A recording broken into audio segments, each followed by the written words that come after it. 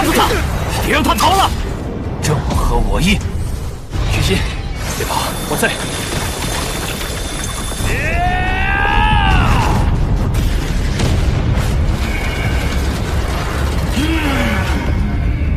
带来了一份大礼。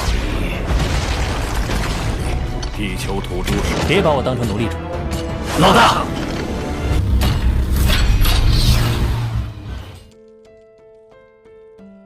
Seperti biasa, sebelum masuk ke dalam pembahasan spoilernya, kita akan kembali melakukan absen. Namun absen kali ini, dikhususkan untuk para subbreaker yang menjadi korban kegabutan Bang Panjul yang update-nya jam 3 subuh. Yang diantaranya ada Rumah Nia, Heru Mustafa 1010, Mam Noi 5476, Nyom Arif 18, Bos Animan 3725, Devia Awalin 758, Tutur Munaris 3926, Muhammad Tegar 7357, serta semua penggemar alur cerita Donghua yang sering menjadi korban kegabutan karena janji palsu sang mantan. Dimanapun kalian berada, Bang Panjul doakan, agar kita semua selalu diberikan kesehatan, dan dicukupkan rejeki serta dimudahkan segala urusannya. Yang mana pada pembahasan kali ini, Bang Panjul akan kembali membawakan spoiler, atau bocoran Donghua Swallowed Star, part 227. Dan biar nggak kelamaan openingnya, segera siapkan headset kopi dan cemilan, serta carilah posisi rebahan yang paling nyaman, dan yuk, mari sama-sama kita sebutkan kata kuncinya. 3, 2, 1, gaskan. 反地球者，诛！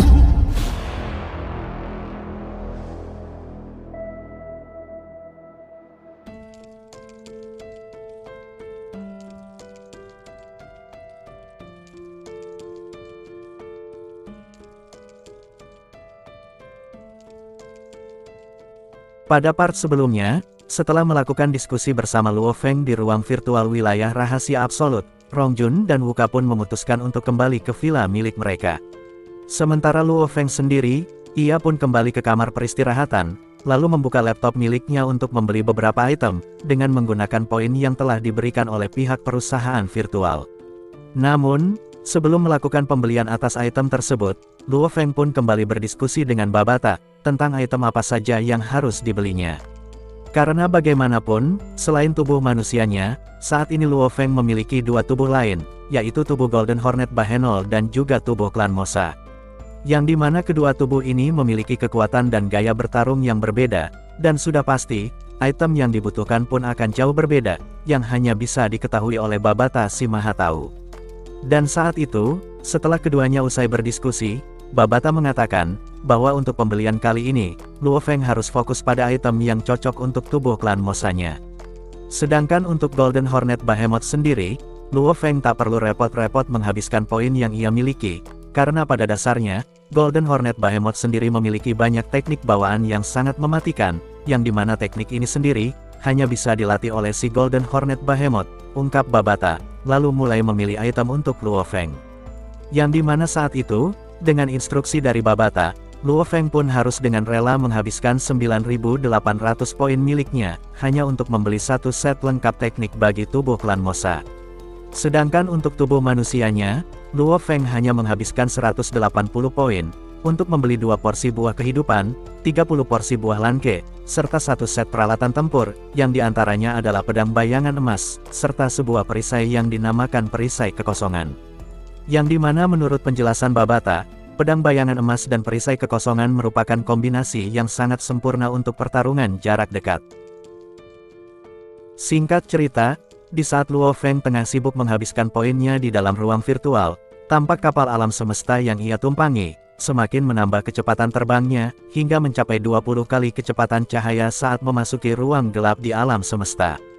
Sementara Luo Feng, setelah menghabiskan semua poin yang diberikan oleh pihak perusahaan virtual, ia pun segera keluar dari ruang virtual, lalu melangkah ke ruangan santai yang berada di samping kamar tidurnya sembari mengambil sebotol anggur, lalu bergegas duduk di depan sebuah layar yang saat itu menampilkan berita tentang pertempuran jenius tingkat semesta yang baru saja berakhir.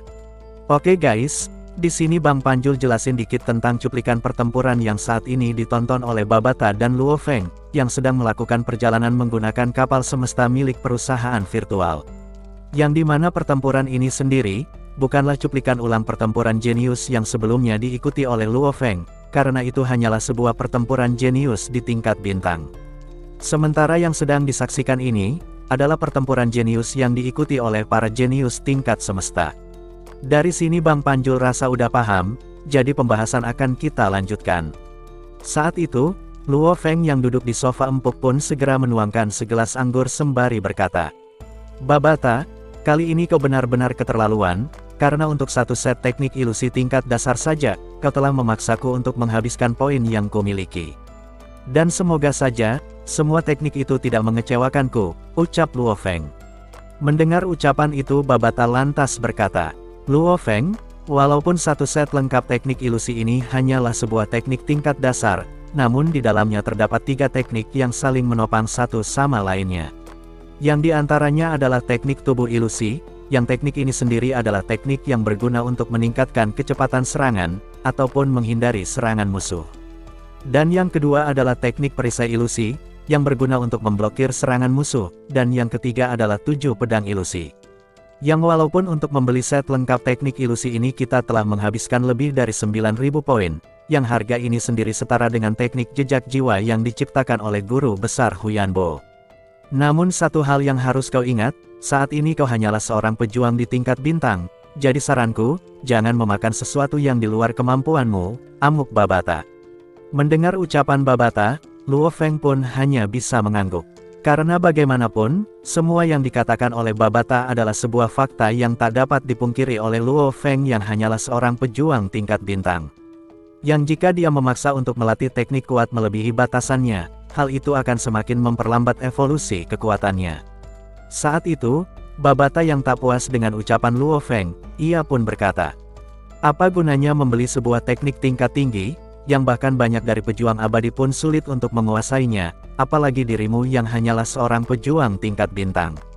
Dan aku rasa, set lengkap teknik ilusi itu adalah sesuatu yang baik untuk memperkuat pondasi dan teknik bertarung dari tubuh klan Mosa milikmu," ucap Babata. Mendengar ucapan itu, Luo Feng pun menghela nafas panjang sembari berkata, "Babata, menurutmu teknik bertarung apa yang paling cocok untuk dilatih oleh Golden Hornet Behemoth?" tanya Luo Feng, mencoba meredakan amukan Babata. Karena pada dasarnya, walaupun Golden Hornet Behemoth itu terkenal cukup kuat, namun ia hanya menguasai 2 teknik, yang diantaranya adalah teknik Dewa Dunia dan Ruang Absolut. Yang dimana kedua teknik ini bukanlah teknik bertarung. Karena pada dasarnya, teknik Dewa Dunia adalah sebuah teknik yang memungkinkan Golden Hornet Behemoth untuk mengecilkan serta memadatkan tubuhnya. Sedangkan teknik Ruang Absolut, adalah sebuah teknik gerakan, yang memungkinkan tubuh besar Golden Hornet Behemoth dapat bergerak dengan kecepatan yang sangat menakutkan. Di sela itu, mendengar ucapan Luo Feng, Babata pun mengerutkan keningnya sembari berkata, "Luo Feng, saat ini yang harus kau lakukan adalah memperkuat dasar dan pemahaman dari tubuh Golden Hornet Behemoth, dan tak perlu repot untuk memikirkan teknik bertarung apa yang cocok bagi Golden Hornet Behemoth. Dan bukankah kau tahu sendiri, dalam ingatan yang diwariskan oleh Golden Hornet Behemoth, terdapat beberapa teknik bertarung yang sangat kuat, yang bisa dilatih kapan saja, jadi kau tak usah membelikan teknik bertarung untuknya," ucap Babata. Mendengar ucapan itu, Luo Feng pun bergumam. Sepertinya yang dikatakan Babata memang sangatlah benar, karena pada dasarnya, selama aku berada di dalam wilayah rahasia absolut, akan sangat tidak mungkin bagiku untuk bertempur menggunakan tubuh Golden Hornet Behemoth.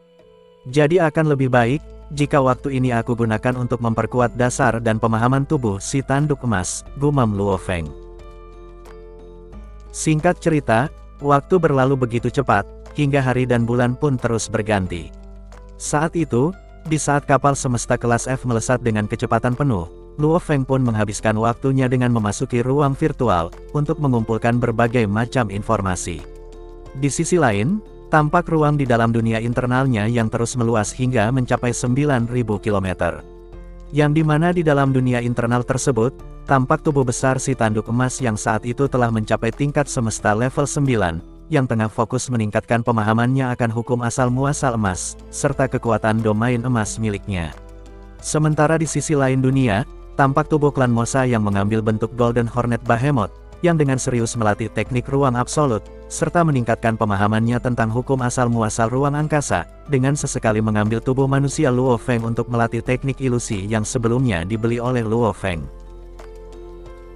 Sama halnya dengan Luo Feng, yang saat itu memasuki ruang pelatihan yang berada di dalam villa miliknya, dengan memegang pedang dan perisai pertempuran, sembari memerintahkan Babata untuk mensimulasikan pertempuran. Dan saat itu, lawan yang dipilih Luo Feng adalah Rongjun. Yang dimana setelah Babata mulai mensimulasikan pertempuran, tampak muncul sosok Rongjun di tengah wilayah seluas 50 km, dengan membawa pedang pertempuran besar di punggungnya, yang langsung melesat lurus ke arah Luo Feng. Melihat sosok virtual Rongjun yang melesat cepat, Luo Feng pun segera mengagungkan pedang miliknya, lalu melesat lurus menggunakan teknik 10.000 benang. Yang dimana saat ini, kecepatan gerakan yang dilakukan oleh Luo Feng dapat menciptakan 18 bayangan dirinya, yang dengan ganas mengayun dan menebaskan pedang miliknya. Dan tepat, saat pedang yang digunakan Luo Feng berhasil memotong rambut Rongjun, tiba-tiba, tatapan Rongjun berubah ganas dan langsung mengayunkan pedang besarnya, hingga membuat Luo Feng terpental dan memuntahkan darah segar, diikuti hilangnya sosok Rongjun yang menandakan, simulasi pelatihan itu telah selesai, dengan kekalahan di posisi Luo Feng. Sedikit penjelasan tentang ruang pelatihan yang digunakan oleh Luo Feng. Yang dimana sistem dalam ruang pelatihan ini sama persis dengan arena virtual ladang pembantaian. Saat itu, Luo Feng yang mengalami kekalahan pun segera keluar dari ruang pelatihan, namun dengan sedikit senyum di wajahnya. Di sela itu Babata berkata, "Luo Feng, saat ini kekuatan bertarung jarak dekatmu telah mengalami sedikit peningkatan," ucap Babata. "Ya aku tahu, karena kelemahan terbesarku adalah pertempuran jarak dekat," sahut Luo Feng, sembari menggelengkan kepala. Mendengar ucapan itu, Babata lantas berkata, "Luo Feng, saat pertempuran jenius puncak kau berhasil dikalahkan oleh Rongjun dan Long Yun, yang merupakan spesialisasi pertempuran jarak dekat. Dan hal ini dikarenakan saat itu kemampuanmu dalam pertarungan jarak dekat sangatlah buruk, namun hal itu sungguh berbeda jauh dengan pertempuran tadi. Yang walaupun kau hanya berhasil memotong rambut Rongjun, namun itu sudah bisa dianggap sukses. Ditambah lagi dengan kemampuan klan Mosa, yang merupakan master pertempuran jarak dekat, dengan tingkat pemahaman akan hukum asal-muasal yang lebih tinggi dari pemahaman yang dimiliki Rongjun. Dengan demikian, jika kau bertemu dengannya lagi, maka aku yakin, kau akan dapat mengalahkannya." Mendengar ucapan Babata, Luo Feng pun menggelengkan kepala sembari berkata, "Babata, aku bisa merasakan dengan jelas, perbedaan kekuatan antara tubuh klan Mosa dengan tubuh manusiaku. Walaupun pada dasarnya tubuh manusiaku pun mampu menggunakan teknik yang dilatih oleh klan Mosa, namun itu sungguh berbeda, jika teknik itu digunakan oleh klan Mosa sendiri. Yang dimana ketika tubuh klan Mosa melepaskan teknik ilusi, bahkan Dewa Kematian Bolan pun akan sulit untuk menghindarinya, karena setiap ilusi yang dilepaskan oleh klan Mosa, itu benar-benar terlihat nyata. Namun, jika itu digunakan oleh tubuh manusiaku, maka akan terlihat banyak celah dan kelemahan," ucap Luo Feng. Mendengar ucapan itu, Babata pun berkata, "Luo Feng, teruslah bekerja keras, karena suatu saat nanti, kau akan benar-benar mampu untuk mengalahkan Rongjun, ataupun si Dewa Kematian Bolan," ucap Babata.